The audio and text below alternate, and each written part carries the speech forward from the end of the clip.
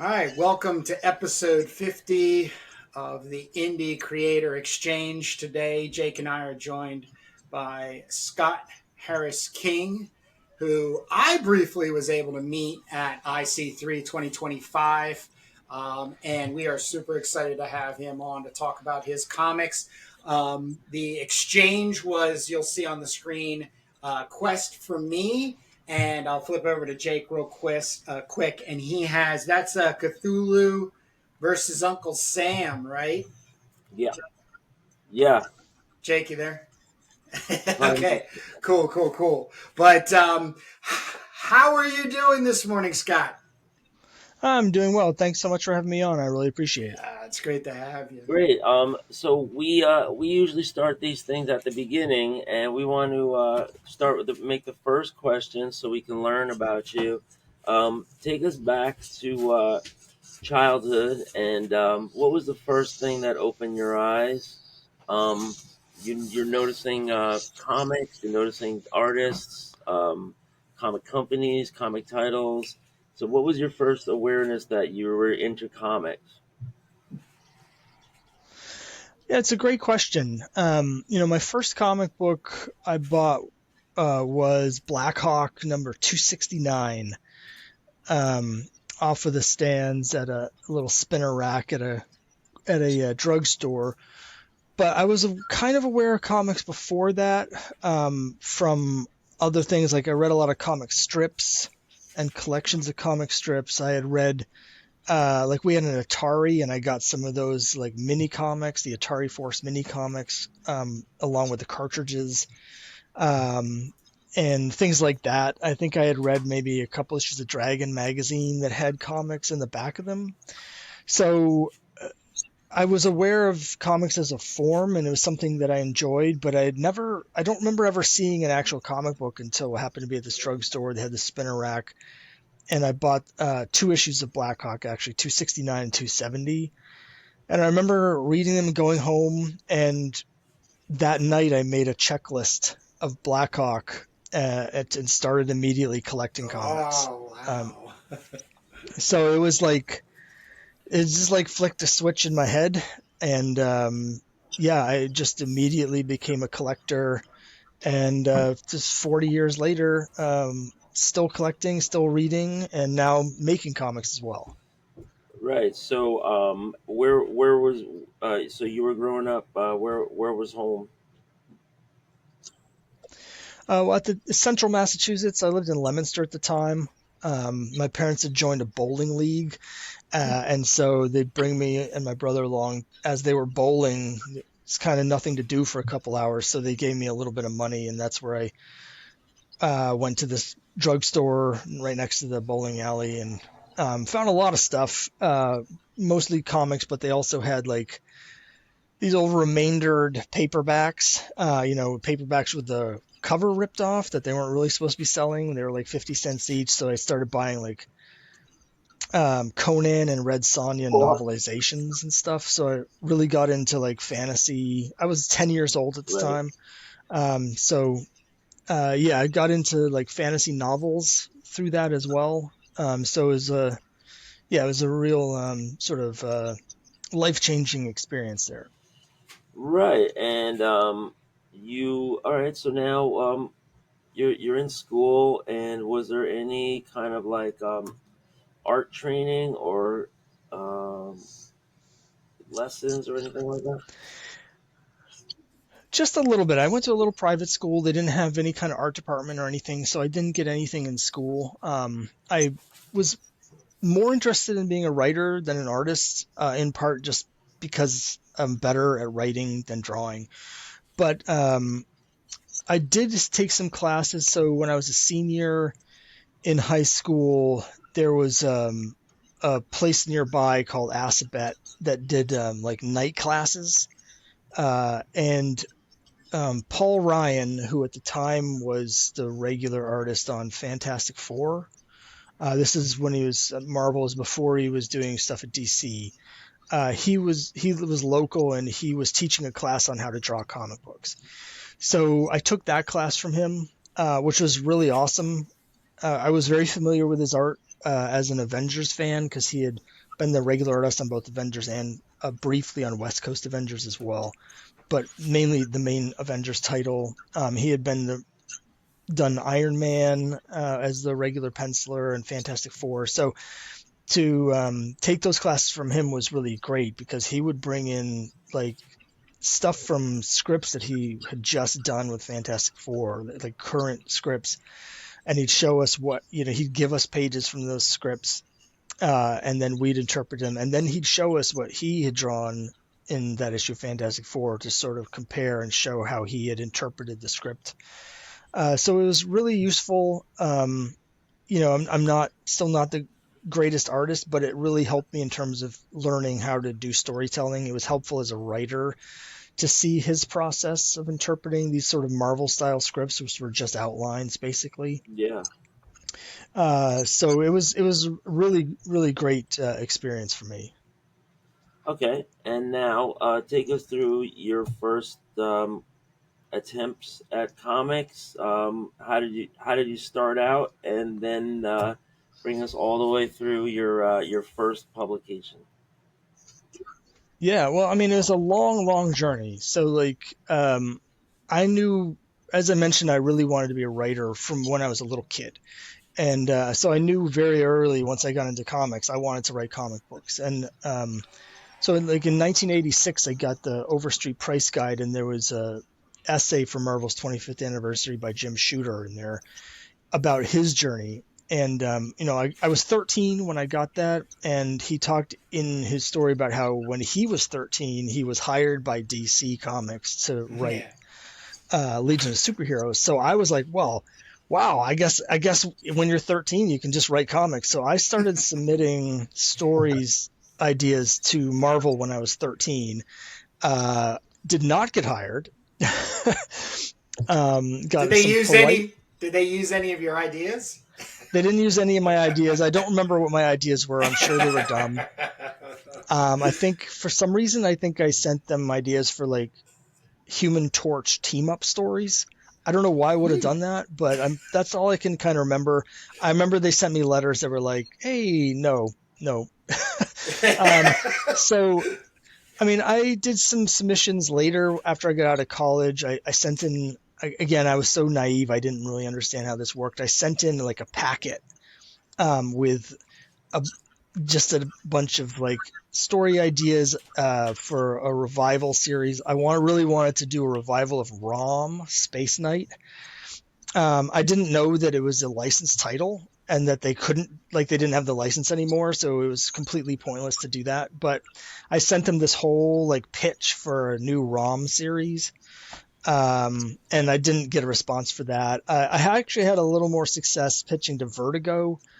I had a haunted tank story that I pitched for a mini series, and I did get some responses from editors at Vertigo who encouraged me to like rewrite it and resubmit it. So there was a brief time where I was really excited. I thought I was going to write for Vertigo, but that didn't really pan out. And after that was in the late 90s. I spent a long time just sort of planning out comics in my head, but I didn't think my art was good enough because I was kind of stuck in this mentality like I had to be able to draw like the people at Marvel or DC in order to do comics. I hadn't really gotten into real indie comics yet, and so I just sort of put it off because I didn't think my art was good enough and I didn't have the money to hire another artist. So I mean, there was several sort of planned comics. My first comic that I put out was Crimebusters, and that was a long time coming. I first started working on the story completely different from what I ended up publishing, but I started working on that story in 2008. Maybe it might have been beginning of 2009. There was this thing that DC was doing at the time, and I blanked on what it was called, but they were having this competition where you could submit 8-page stories to them, and then they would have a thing where they would publish like 10 of those or something on their website, and readers could vote for which ones they liked the best. And then whoever was voted number one, DC would give like $500 and some kind of digital deal for them to continue the comic. And so I started working on this Crimebusters story. Crimebusters is a character from the 40s who's in the public domain, and I'm a really big fan of the character. So I was like, well, what if I updated him and moved him to the present? But it took me almost 10 years to actually do it. Eventually, I got into indie comics. I started going to MICE, the Massachusetts Independent Comics Expo in Boston, and seeing all the great indie books that people were putting out. And it really inspired me to basically say, you know what, I'm just going to draw it. I'm just going to draw this, and if it's not great art, it'll still be fine. I can tell the story. And I just wanted to make comics at that point. I was like, I've been waiting 30 years to make comics, so it's time to just do it. And the other things were like, by that point, print on demand had become a thing, and crowdfunding. And it suddenly felt like it was possible in a way that, like, when I was in the 80s, didn't seem possible as a kid, where I was like, oh, I don't have the money to do go to a printer and spend thousands of dollars on a print run or anything like that. But now with digital print on demand, I can print to order. And then with the crowdfunding, I can get the orders in advance to pay for the printing. And so I said, you know what? Everything's caught up. It's time to do it. So I started working on the Crimebusters #1 in the fall of 2018, and took about 9 months. So in the late spring, summer of 2019, my first issue of Crimebusters came out. So the thing that is really awesome about what you just went through is all of the technology that became accessible to us, and how it makes it easier on some sides, but there's a learning curve, right? I don't really have a question other than the focus that you ended up gathering, let's say from 2008 to 2018, because being a jack of all trades is kind of the thing that ends up happening.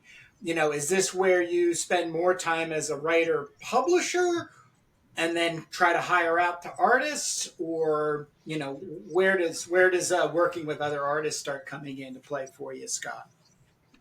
Well, it's a great question, because I'm going through like a certain cycle here. I did the first 4 issues of Crimebusters, everything myself. The first 3 issues I did literally every single thing.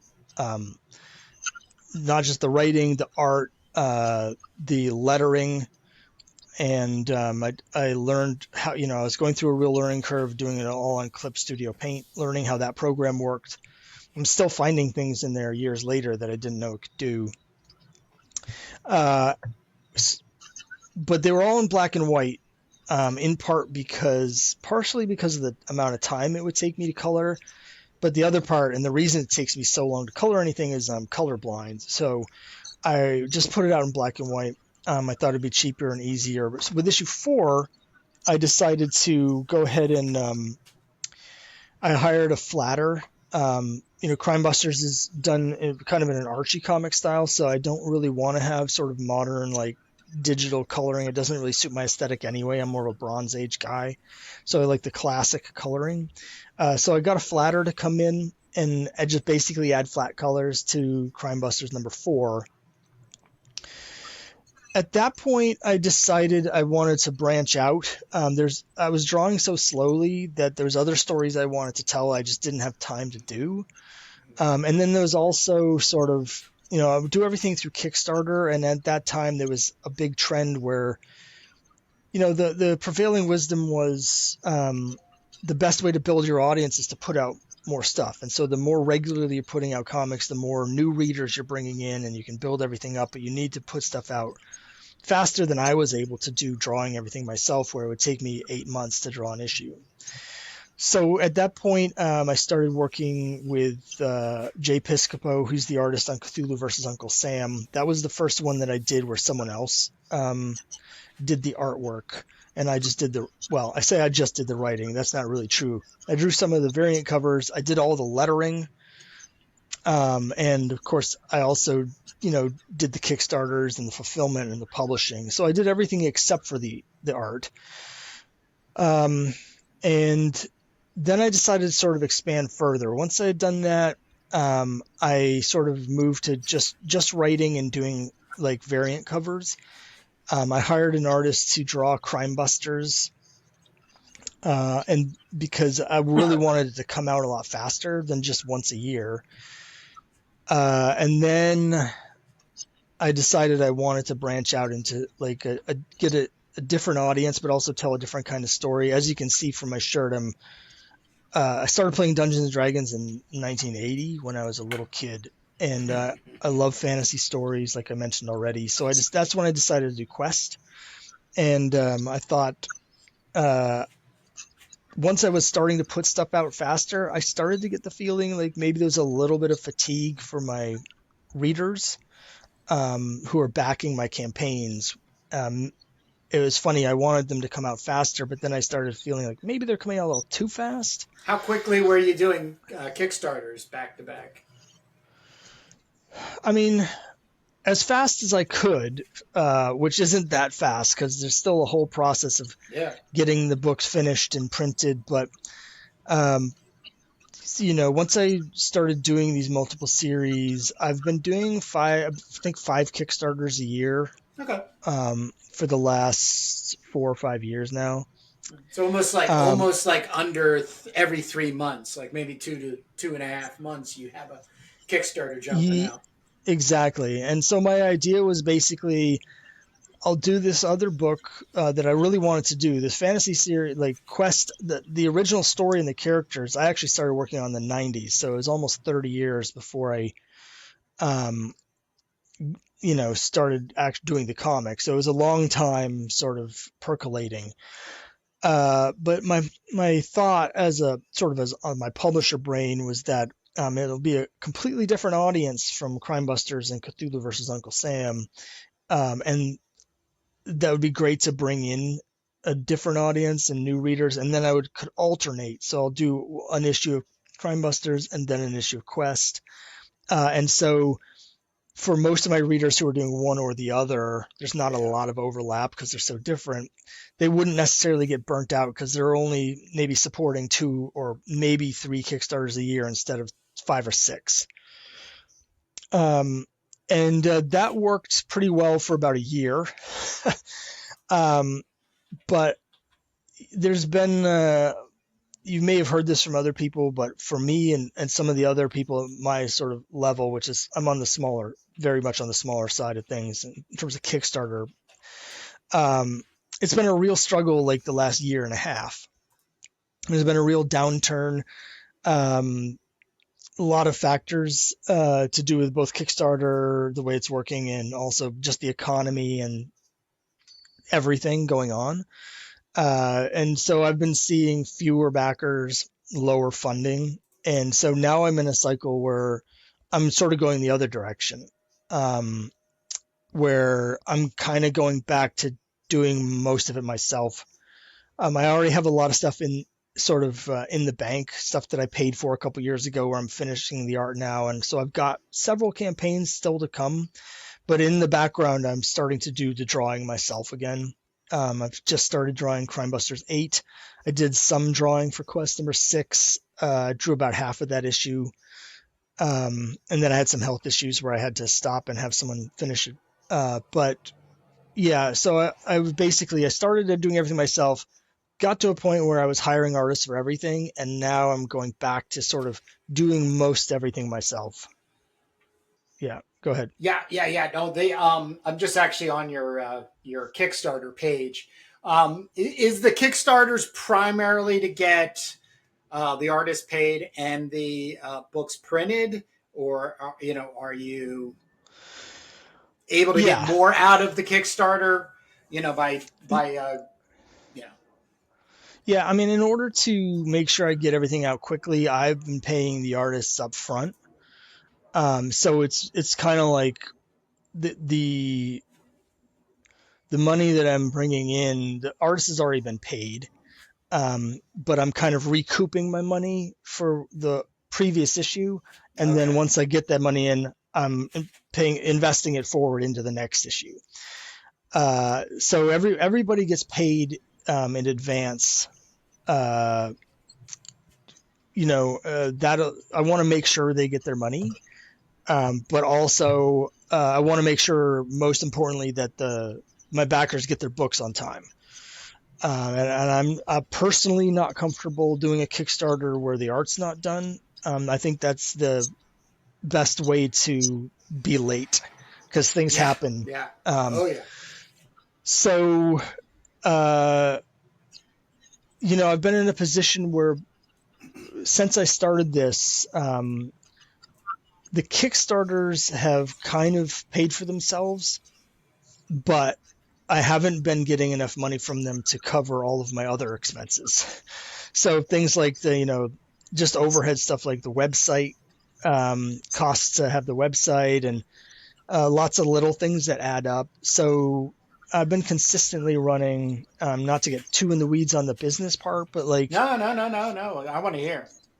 I've been bringing in probably right from day one, I've been bringing in between 90 and 95% of my costs. That's pretty damn good. So it's been real close, but I've never been able to get to break even. And that number is going down now because I pay for everything in advance. Like 2 years ago, I hired a bunch of artists to do a bunch of books, and paying them at, I always pay whatever.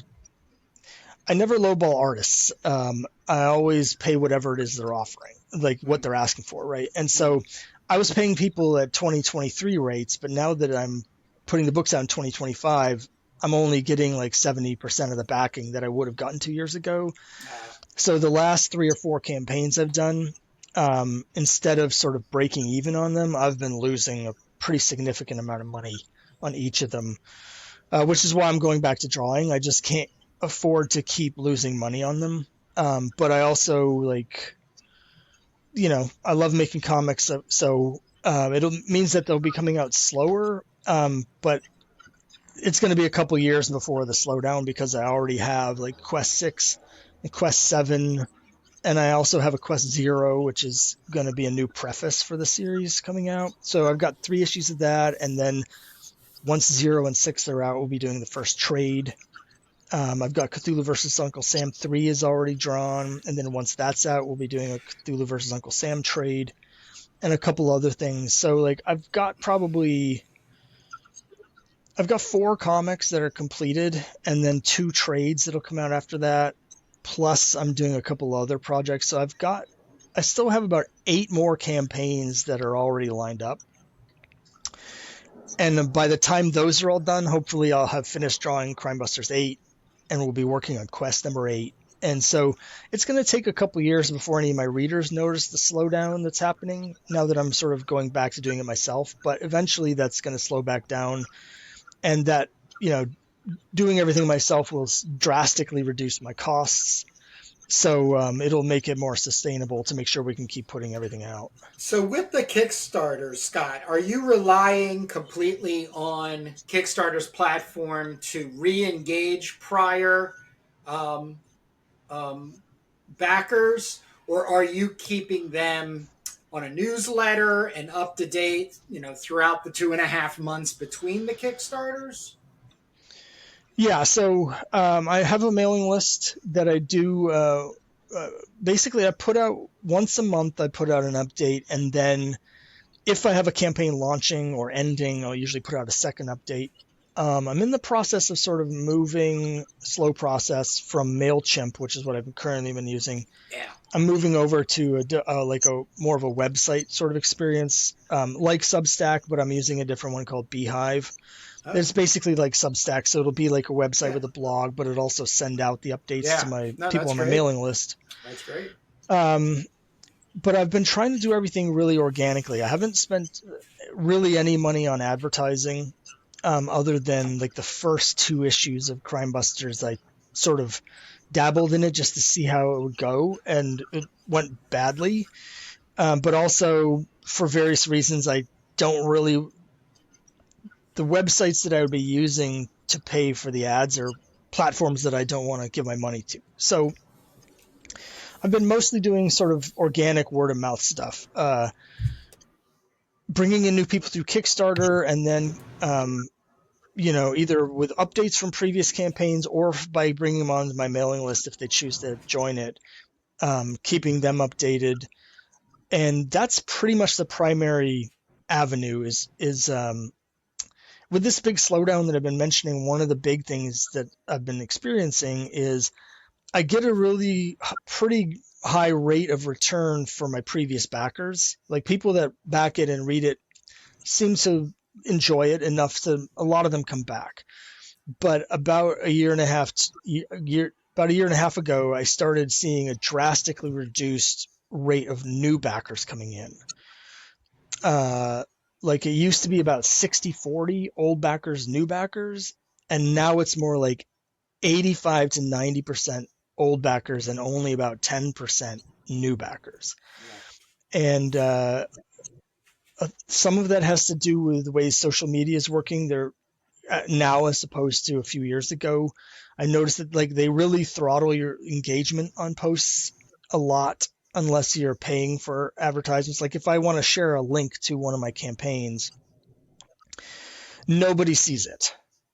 Because Facebook or whatever, they see that you've put in a link that's leaving the platform to promote something, and they don't want that to happen unless you're paying them. So nobody sees those posts, and that's kind of the same with like Instagram. TikTok, I get a lot of engagement on, but nobody wants to leave TikTok. So you'll get lots of likes and comments about how cool it looks, but nobody clicks on the links or actually leaves the platform to go look at something else.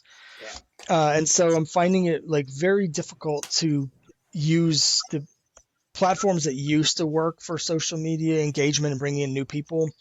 They don't really seem to move the needle at all anymore for me. Like, I'll do campaigns or I'll promote on all these things, even Reddit, stuff like that, Blue Sky. And if I get one or two new backers that come from anywhere other than internally, that's about the best I can hope for these days. So it's been really difficult to bring in the new people. But we'll see how moving to the this new platform for the mailing lists works, because I know some of those websites, they also have their own internal sort of cross promotion. They want to bring people to read your newsletter, so that could theoretically bring in some new readers. I'm not expecting that, but it's possible. So we're going to see how that goes.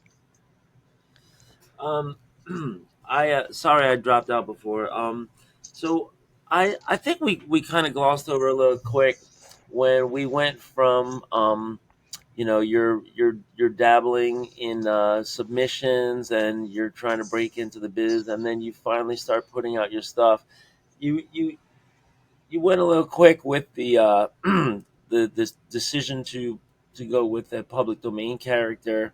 Um, can you bring us back to like your passion for storytelling, and tell us like the types of stories that you wanted to get out and what the inspiration was for the first couple of comics?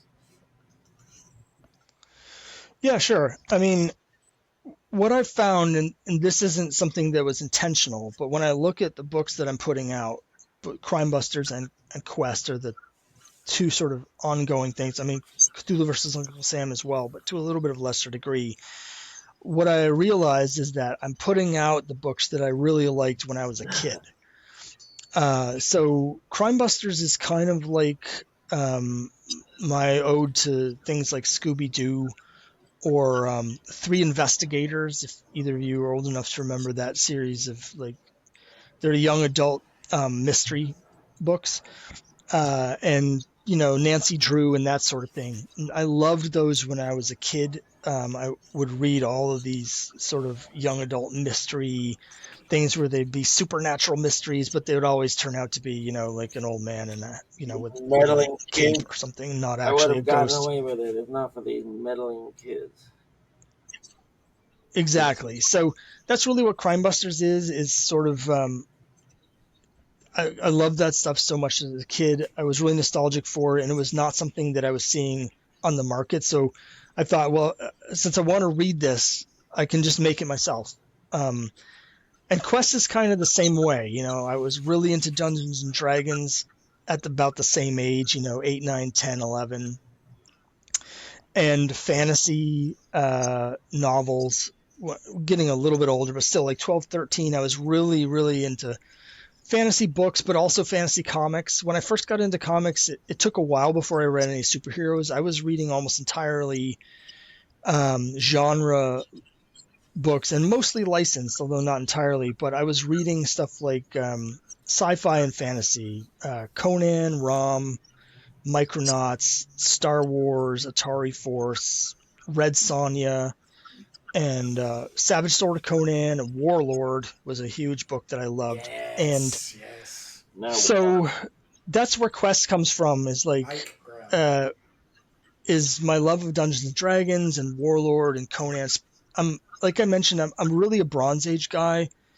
It's a little bit unusual, people. It's a cliche that like you're nostalgic for the stuff from when you were a kid, which I clearly am. But when it comes to comics, when I was just a couple years into getting comics and being into comics when I was 13, this guy my dad worked with had been collecting comics when he was in college back in the early 70s. And he gave me his collection. So when I was like 13, I The got same story we heard last probably week. about 3.5 long boxes of books that were all from 1974 to 1976. And so it's this huge chunk of, there might have been some from 73, this massive chunk of 20 and 25 cent Bronze Age books, mostly DC, but some Marvels. So that's what I really fell in love with. Not the books that I was coming out in the 80s. That's not what I'm nostalgic for with comics. What I really loved is the 70s stuff.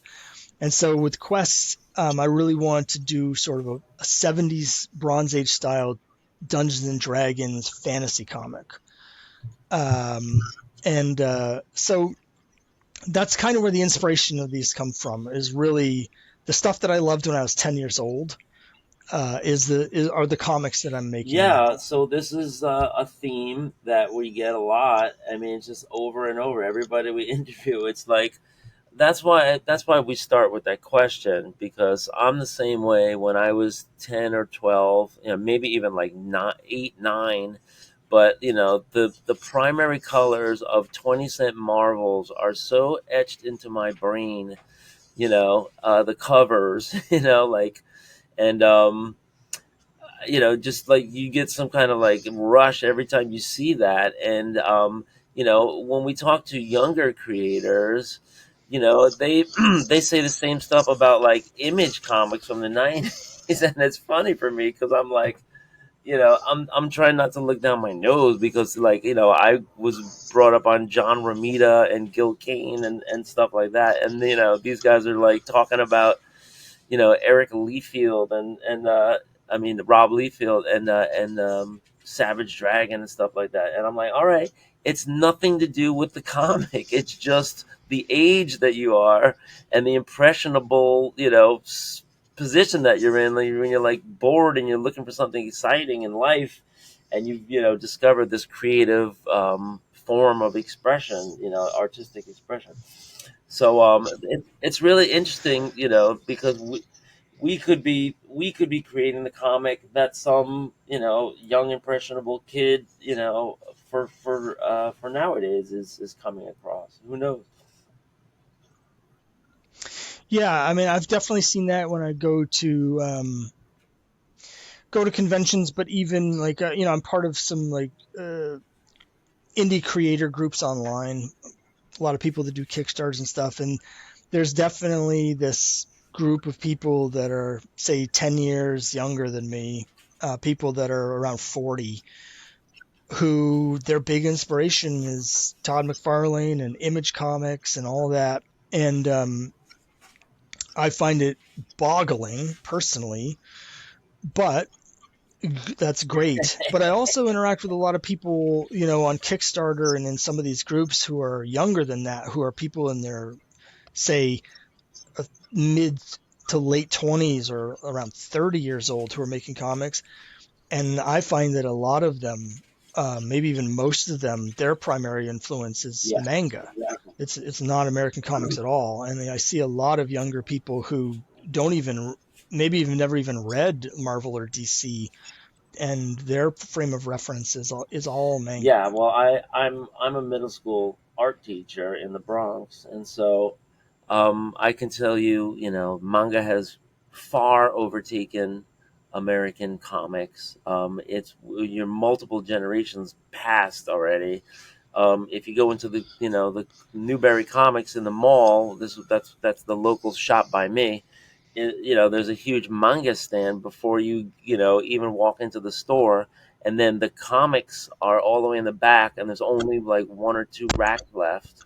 So and then all the merch and the swag is all related to the manga. I mean, in my mall near me, there's 4 or 5 stores that just sell manga related collectibles and Funkos and plushies and socks and backpacks and and I feel like dinosaur, because I'm looking for comics.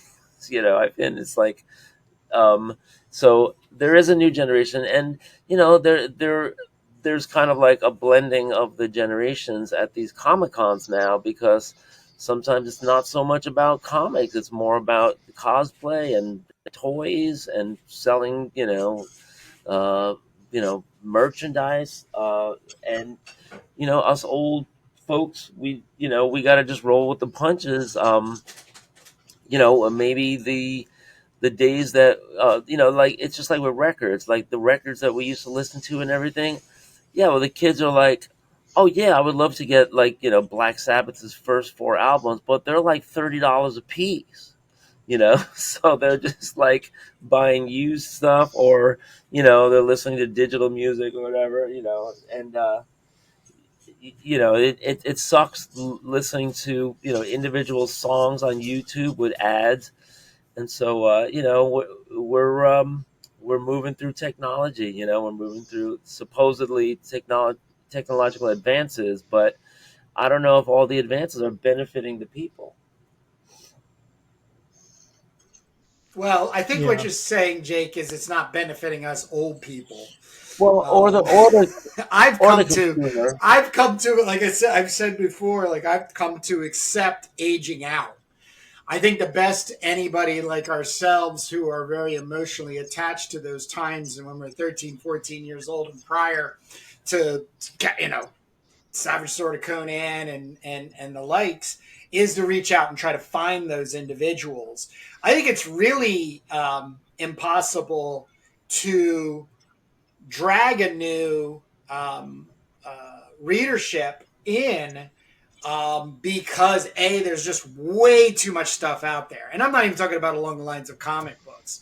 I'm just talking about entertainment, the leisure time type of thing.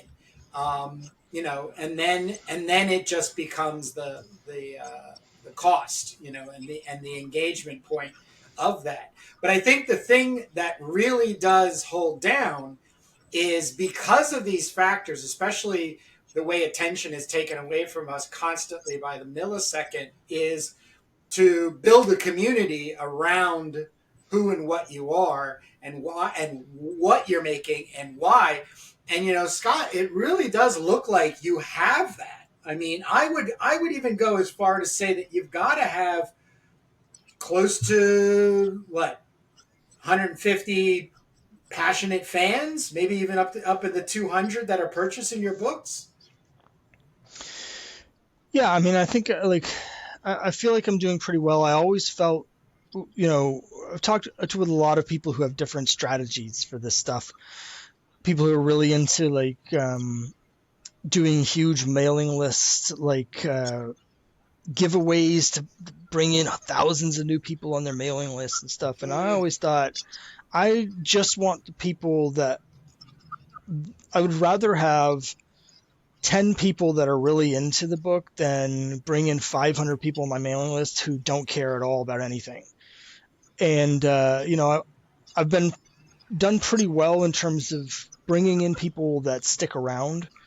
Again, the last year and a half has been difficult, particularly this year. I'm seeing lower numbers just across the board, but I think that, again, is more to do with the economy and other external factors, and I nothing actually, to do with the book. if I could jump in and Yeah. interrupt, the thing that I think I would like to impart just my own perspective in looking into you. You're dealing with three drastically opposing, if you will, in a harsh way, genres. The first genre is public domain crime. Okay. The second one is Dungeons and Dragons, adventure. And then the third one is Cthulhu, versus Uncle Sam on those types of things. That's actually, though, a really good problem to have. I just get curious on how much you actually lean into. Like, for instance, Dungeons and Dragons just seems the RPGs, the tabletop games, just seem to keep expanding. Like I'm really good friends with Matt Stawicki, and he did the Dragonlance covers, and he's still working for companies. And I just had lunch with him last Tuesday, and he started, making this kind of moaning about wanting to get more work, but to infiltrate these publishers in the tabletop magazines, they don't have a lot of money. But he does have somebody who knows who he is and therefore, would like to work with him, and he's hammering that out. My curiosity for you in building a strategy and getting more people on your work, maybe not your publishing model, is how much are you and can you lean in? Like, have you done tabletop gaming cons? Yeah, it's a good question. I mean, right? I haven't been able to do much of any cons at all for health reasons, which is a real frustration because I actually really enjoy doing cons. This year's been an absolute mess. I had a bunch of cons lined up, more than I usually do, and I had to cancel all of them for one reason or another. Health reasons and funerals happen to be scheduled on the same day as the conventions, and so it's something I would love to do. I haven't really been able to do it. I've been trying with limited success, but with Quest. So I'm going to sidetrack just slightly, and then I'm going to get back to the point. With every issue of Quest, I do an RPG edition. It's got a variant cover that looks like a D&D module, but then it's not just a variant cover. The RPG edition actually has 8 pages of bonus gaming material in the back, including a module that allows you to play through the adventure from the comic that you just read. Oh so cool. my Dungeon Master, I'm trying to see where I have. Hold on, I've got one right behind me. Let me just grab it real quick. Those are probably gamers that are follow your best followers, right? Yeah, but you've got to find the people who are into this already. You can't just get an organic. Okay. Wow, look at that. I'll get into it. All right, so here's this is issue 4. Oh, and man, that's sweet. So my Dungeon Master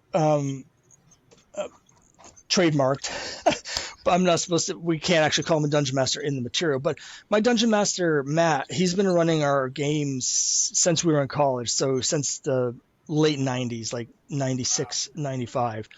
And he basically does the gaming material with me. So every issue, I'll send him the comic, like the preview pages and stuff. I'll talk to him and go over this is what happens here, and then he'll make a module out of it, and then we'll do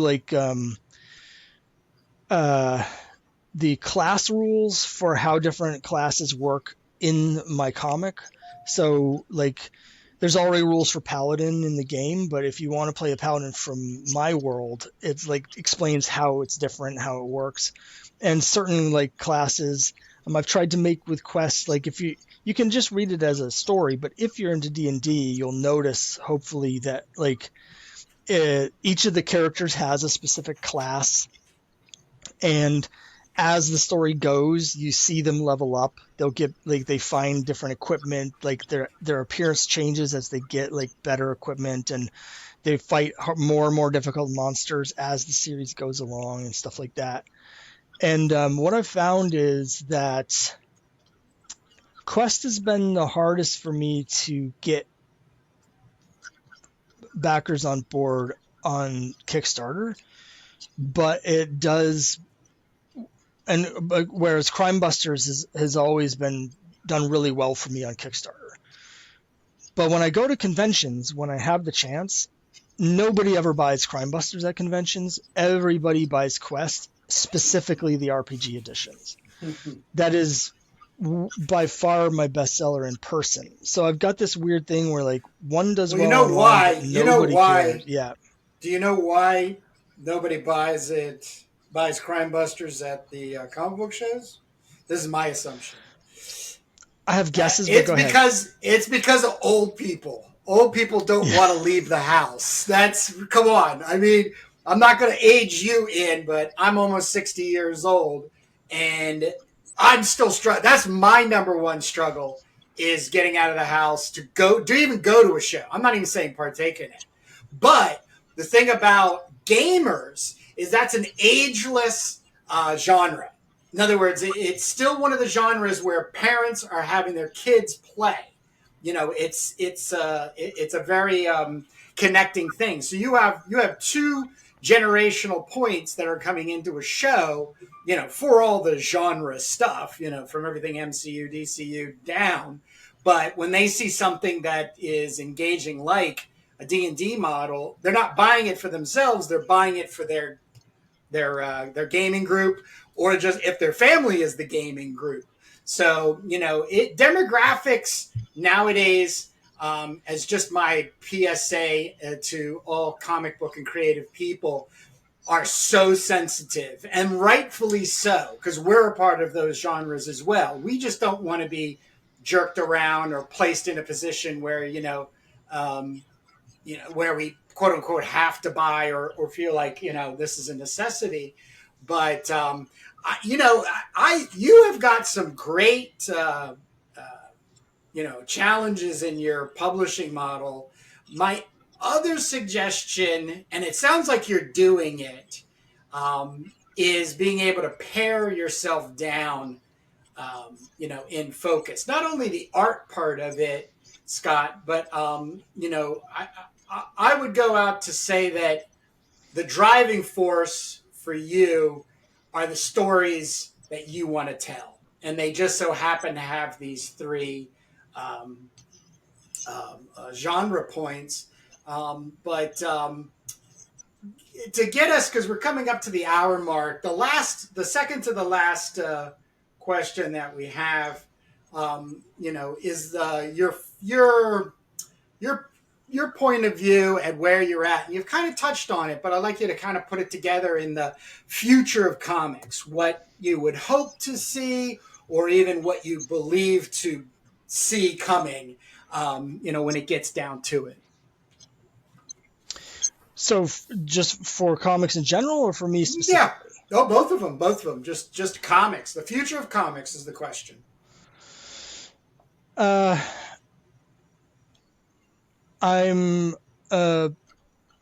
guess it depends what we mean by comics. As an art form, I've talked with people, some of the old fuddy-duddies like me, on different forums online, and there's a lot of people my age or older that sort of lament the demise of comics. And I always say, well, if you look at comics as a form, if you look as an art form, not as comic books as a delivery medium, yeah, comics are doing better now than they've ever done, arguably.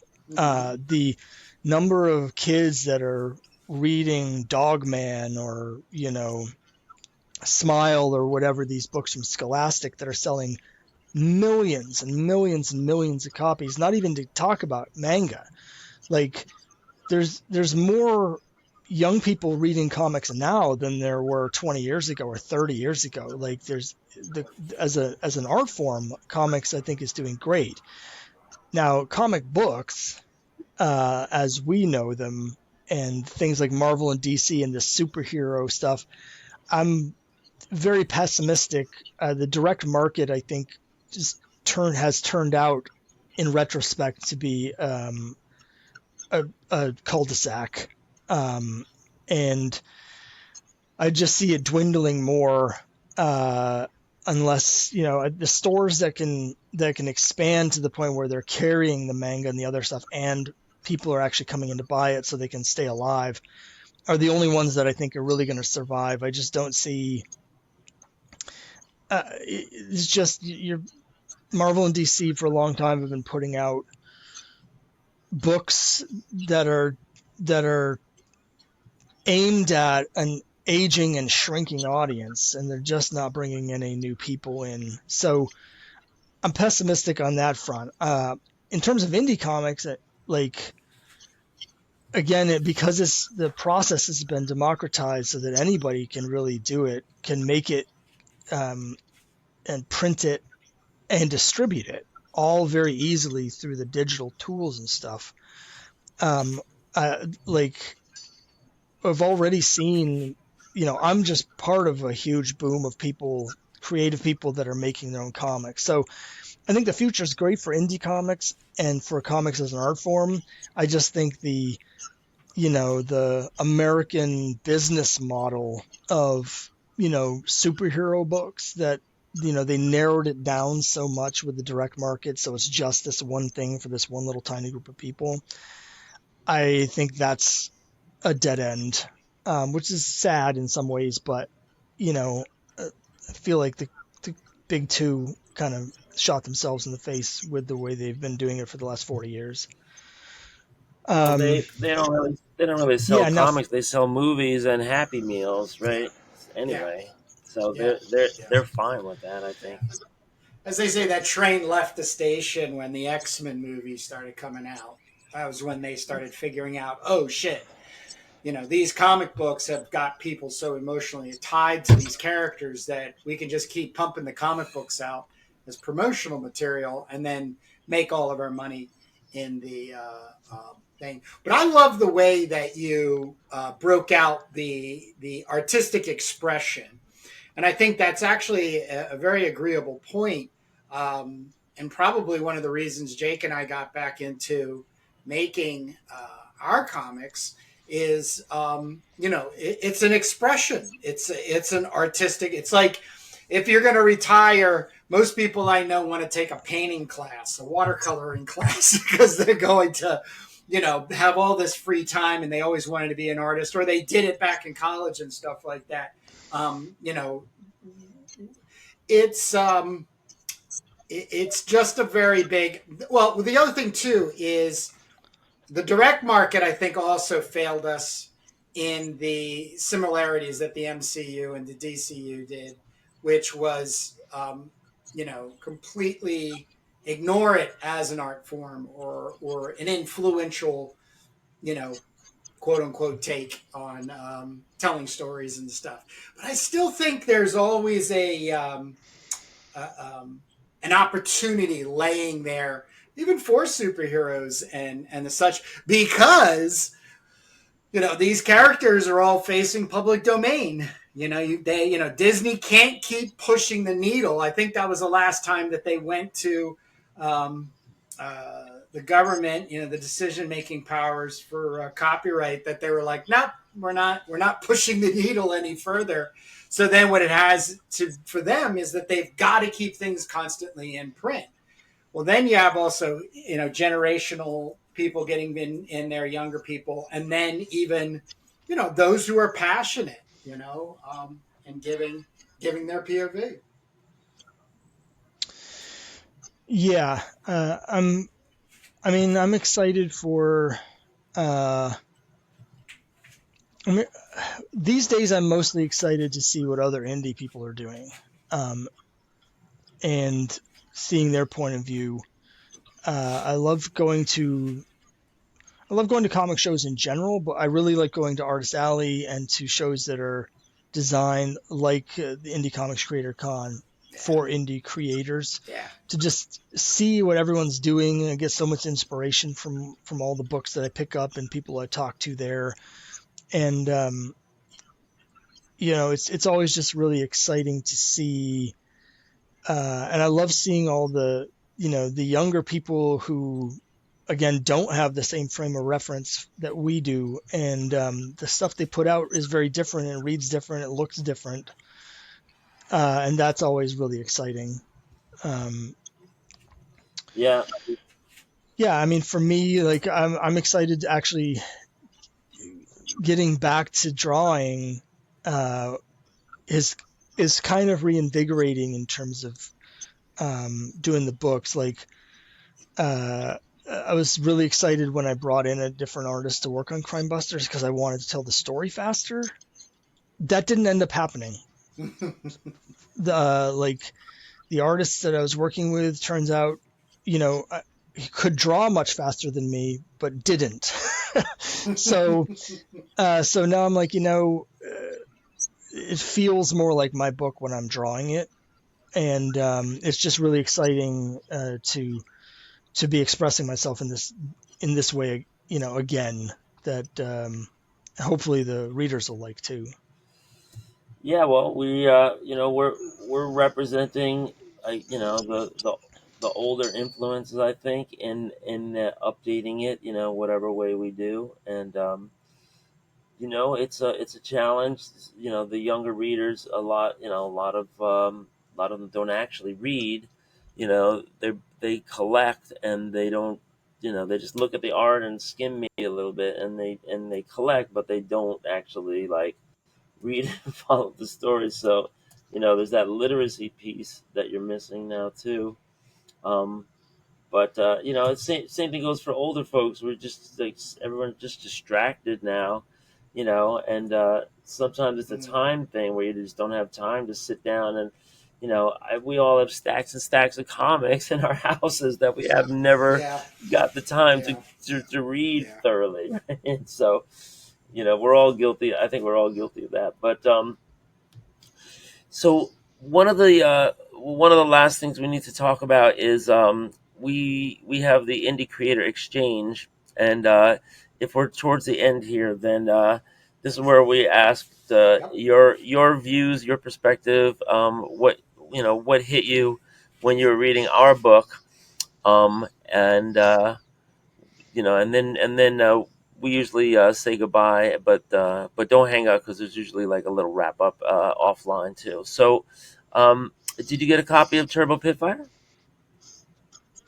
I did, yeah. So, And it was really really cool. Like, I mean, the energy, um, really struck me. The energy, the artwork, and just the vibe in general. Um, also struck me, like, uh, I mean, she's a pit fighter, but one thing that I've noticed a lot of is that there's a really big overlap between fans of wrestling and comics, which makes sense because the stories lines are very similar, and the big costumed, superhero type people. And so, like, I talked to a lot of creators who are really influenced by wrestling, and I was definitely getting sort of that vibe from the book, which is cool. I'm personally not into wrestling, but I watched it when I was a kid in the '80s, of course, like everybody. So that was cool. I just really, appreciated the. It was clear again, the energy and the passion was coming out on each page, so it was really fun to read that. yeah, the wrestling is kind of like unavoidable. There's some interesting wrestling books. The What's his name? David. What's the guy? David Warren. Warren Warren Johnson. Johnson. Yeah, he did a wrestling book that was pretty good. Um, I think it's the similarities in the aesthetic, because it's like form fitting, colorful outfits and everything, and characters and personas. That might be it. But I've never been a big fan of wrestling either. But if I would be, it would probably be female wrestling. So that's maybe that's coming across a little bit in the book. But yeah, it's a post-apocalyptic story. So that's also kind of like a new section in the libraries nowadays, right? Yeah. Right. No, it's cool. I enjoyed it. Right. So, all right, Kurt is going to link to all of the places that people can find your books and your links to your crowdfunding and your social media. But why don't you just leave the folks with that so that they can, if they're just jumping from this, to another website, where would they go? Sure. Well, my website's crimebustercomics.com. And I've also got a new Kickstarter. My 20th Kickstarter will be launching probably in October. That's for Cthulhu versus Uncle Sam #3, or 1 through 3. If you've missed the first 2 issues, you can get all 3 of them.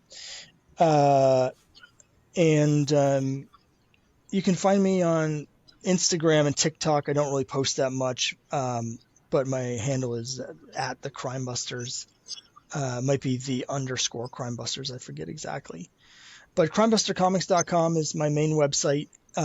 So need to update it a little bit, but by the time people see this, it'll be updated with the links to all the current stuff. You also have my shop there, so if you want to buy any of my previous issues, I just sent out Crimebuster 7 to all the backers. Got that from the printer about a month ago, and that's all mailed out. And then I just finished making quest #5 like the day before yesterday. So that hasn't gone to the printer yet, so it's not yet available on my website. But that'll be available soon. You can get issues 1 through 4 there. Yeah, everything you need is right there. Right on. Well, all right. Well, thanks for doing the Indie Creator Exchange, and we Kurt always tells our new friends that we're not one and done. That we will stay in touch, so that when you have your new products drop, you can always send us a link. And Kurt also has something that goes out from time to time, which is like Indie Creator Reel, where you can also plug your stuff too. So we're happy to publicize any of the indie creators that we spotlight here in an ongoing way. Oh, great. I really appreciate it. And thanks so much for having me on. All Yeah, thanks for all coming. right, Thanks folks. for coming by. We're looking forward to seeing you again next year at IC3. Yeah, I So we certainly just got hope to so. wait for the venue to get chosen, and then to be able to get our tables. So that'll be good. But yeah, thank you. All right, thank you. Right on. So, folks, if you're listening to this, you can check out our other channel. We have the making of Turbo Pit Fighter. We're live every Sunday, drawing in split screen. Excuse me. And you can also check out our Comics That Influence, which is a series where we do flip throughs, and we're going to be taping one of those next week. So that's it. Thanks for checking us out, and we'll see you next Sunday, every Sunday at 10 a.m. Eastern. Peace.